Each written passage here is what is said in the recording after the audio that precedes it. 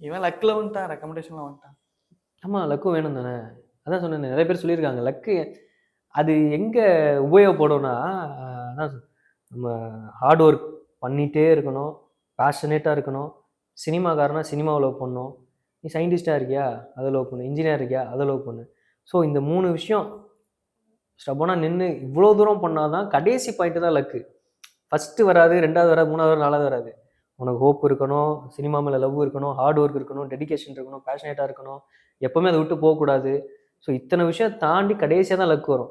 அப்போ அது கரெக்ட் தான். இத்தன விஷயம் பண்ணதுனால தான் எனக்கு அந்த லக்குனா, ஓகே. ஏன்னா டைம் ஒண்ணு இருக்கு. நம்ம எவ்வளோ ஹார்ட் ஒர்க் பண்ணாலும், டைம் அது ஒர்க் அவுட் ஆகணும்னு ஒரு விஷயம் இருக்கு. கரெக்ட். ஆவாது தான். ஆவாது தான். ஆனா சினிமாக்கு நான் உள்ள வரும்போது யோசிச்சது, எப்ப எந்த வருஷம் எத்தன வயசுல ஹீரோ ஆவ? எத்தன வயசுல நீ அச்சீவ் பண்ணுவ? இது பண்ணுவ, அது பண்ணுவலாம் யோசிக்கவே இல்ல. அந்த தாட்ட அப்படியே தூக்கி எறிஞ்சுட்டேன். எனக்கு அது வேணாம். அந்த லிமிட்டே வேணாம்.